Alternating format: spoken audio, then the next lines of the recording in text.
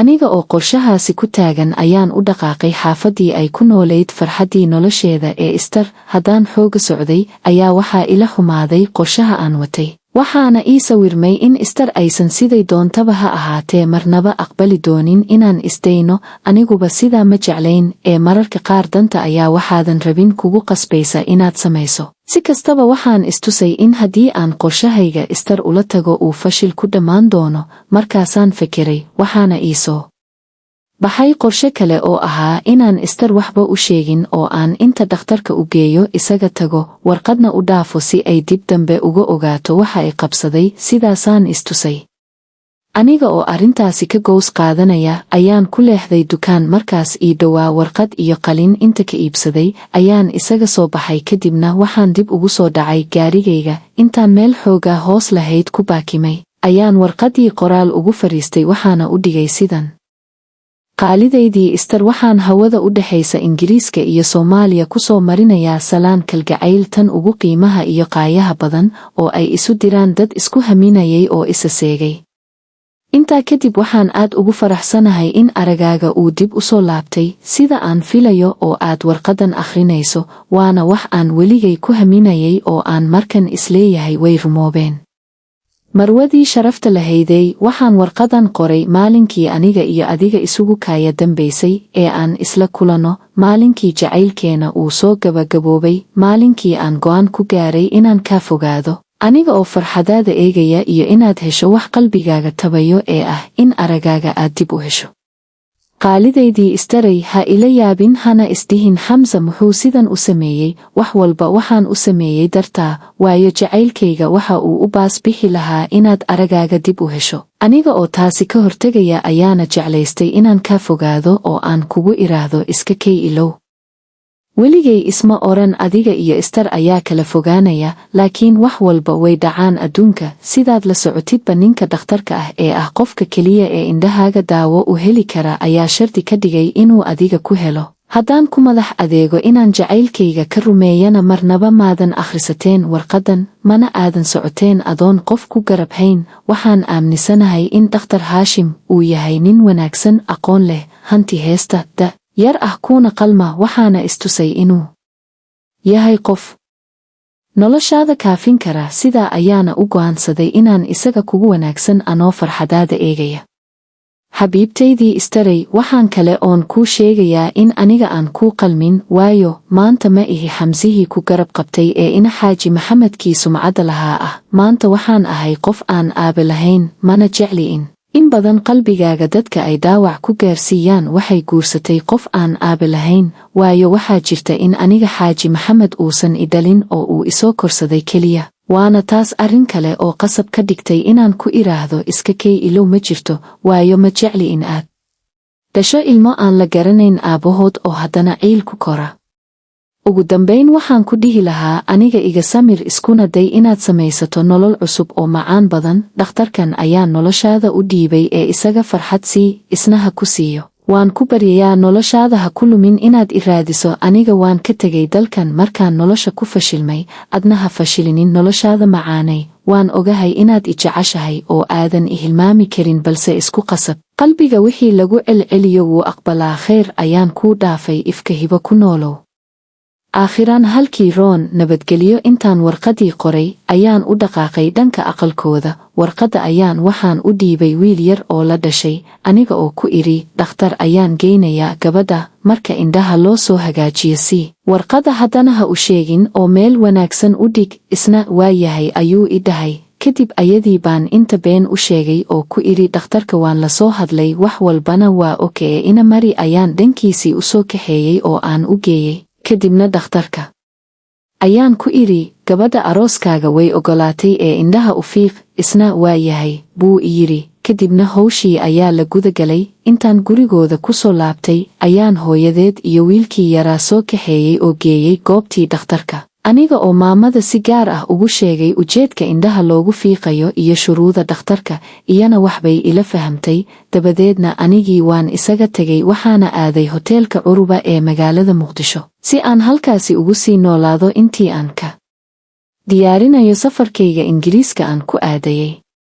haddaan hoteelka maalmo deganaa ayaa la gaaray wakhtigii bixitaankayga kadib dalka Ingiriiska ayaan dib ugu laabtay halkaasi oo aan nolol cusub ka bilaabay waxaan dareemay inaan hadafkii ugu weynaa ee noloshayda oo ahaa guurka Esther oo aan ku fashilmay waxaana kadib iska galay waxbarasho aniga oo bilaabay Machadka London School of Economics dhowr sano ayaa ku sugnaa nolol caynkaasi ah oo waxbarasho uun ku kooban muddadaasi waxaan ku gacan seeray codsiyo badan oo ii yimid kuwaasi oo ku saabsanaa gabdho doonayay inay nolol ila abuuraan si kasta oo ay isugu dayeenna way ku daaleen inay qorshahaasi iga dhaadhiciyaan muddo 3 sano ah haddaan xaalka ku sugnaa ayaa maalin dambe waxaa isoo wacay wiilkii saaxiibkay ahaa ee Asad oo subaxii aan isaga u socday markuu Mareykanka u dhoofayay si aan u dhaweeyo aanu isbaranay qaalidaydii Esther markuu igala soo hadlay gobolka Virginia Mareykanka waxa ay ila noqotay arrin aad cajiib iila ah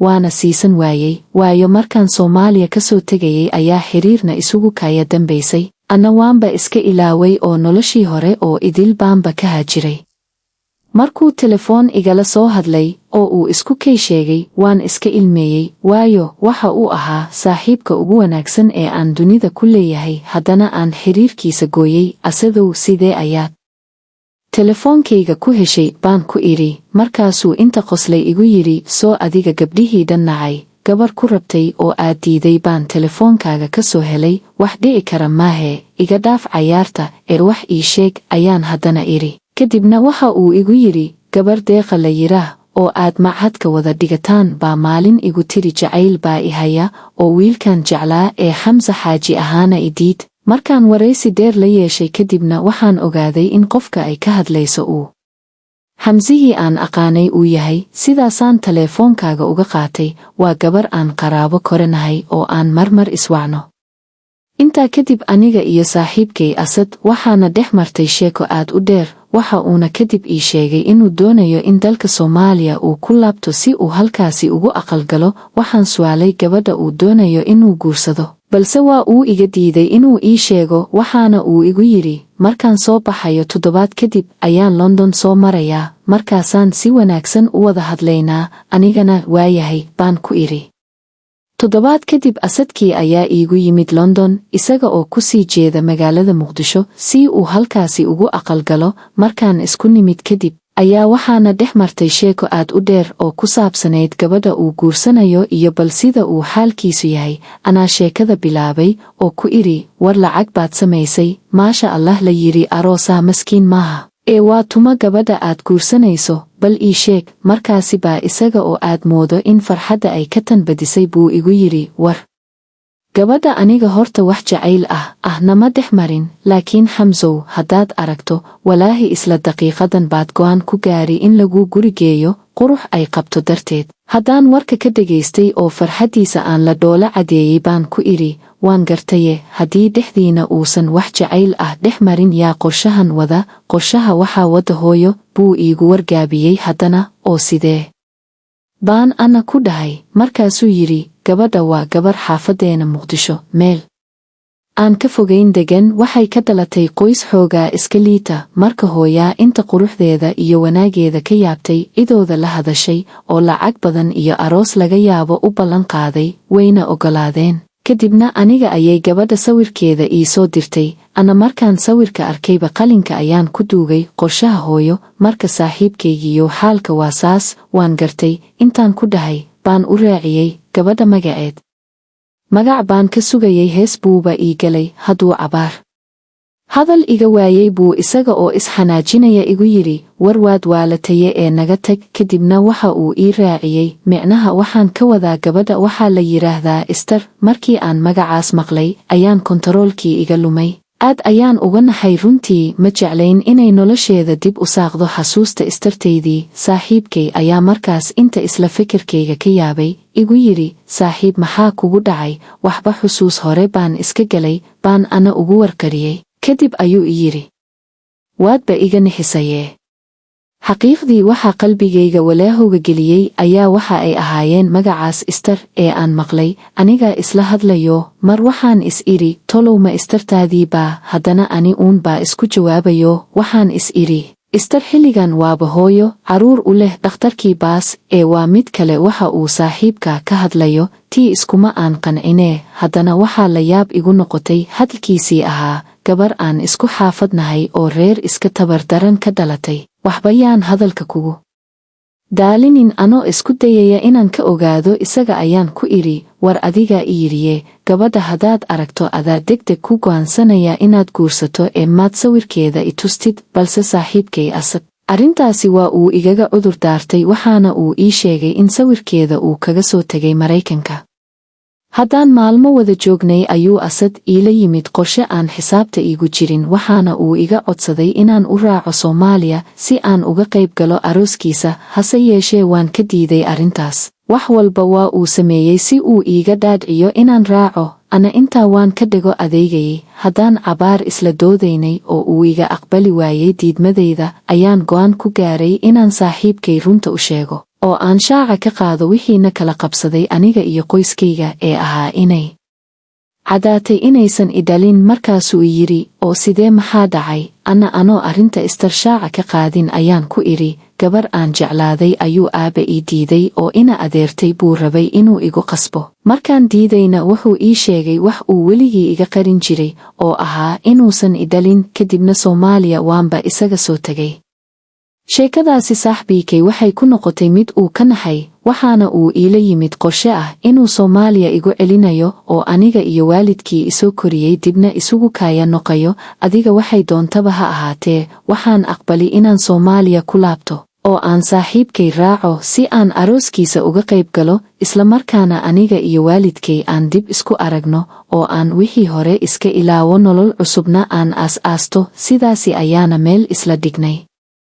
Dhowr maalmood kadib markii qorshaha saaxiibkay aan aqbalay kadib ayaan dib ugu laabanay aniga iyo isagaba dalka Soomaaliya. Waxaan tagnay magaalada caasimadda ah ee Muqdisho oo labadayadaba aanu ku noolayn hadda ka hor. Markaan caga dhiganay garoonka diyaaradaha ee Mogadishu International Airport ayaan halkaasi telefoon kaga diray gurigeena. Nasiib wanaag waxaa telefoonka iga qabatay gabar jaariyad ahayd. War badan lama gelinee waxaan ku idhi, Anas ila hadalsii. Iyana waa yahay bay iigu hadal gaabisay, waxaana ii xigay codkii Anas oo dhahaya, waa kuma? Waa Xamza baan ku idhi. Walaalkay dhowr daqiiqo ayuu oohin igaga aamusnaa, kadibna sheeko dheer ayaana dhex martay. Arrintan cidda ka qari baan ku idhi, waxaana ku tegay guriga saaxiibkay Asad. Maalmo haddaan halkaasi ku noolaa ayaa saaxiibkay iyo walaalkay dadaal dheer kadib waxa ay ku guulaysteen inay waalidkay iyo aniga dib isugu kaaya celiyaan. Aabbahaygii isoo koriyey waa uu ka qoomameeyey wixii dhacay, ana waan iska cafiyey. Halkaasi ayaana nolol cusub ka bilaabay. Haddaan toddobaad gurigeena dib ugu noolaa ayaa subax waxaa ii yimid saaxiibkay Asad, waxaana uu igu yidhi, galabta waanu israacaynaa. oo xagee baan ku idhi. Isna waxa uu iigu jawaabay, waxaan ku soo barayaa gabadha aan guursan rabo. Istar waxay ahayd arrin aan aad u xiisaynayay, bal sidaan u soo kala ogaado in tani ay istartayda tahay iyo in kale waana ka qabali saaxiibkay. Galabkii mar ay tahay 10 saac iyo bar ayaa waxaa ii yimid Asad, waxaana isku raacnay guriga gabadha uu guursan rabay oo aan sidaasi uga sii fogayn gurigooda, sidii wadada Maka al-Mukarama uu noogu waday ayuu iga leexiyey jiiradkii aan ka leexday subaxii aan isaga sagootinayay, isla markaana baranayay istartaydii. Waan shakiyey aniga, haddana kuma sii dheeraane waxaan niyadda iska idhi, bal eeg waxa yimaada.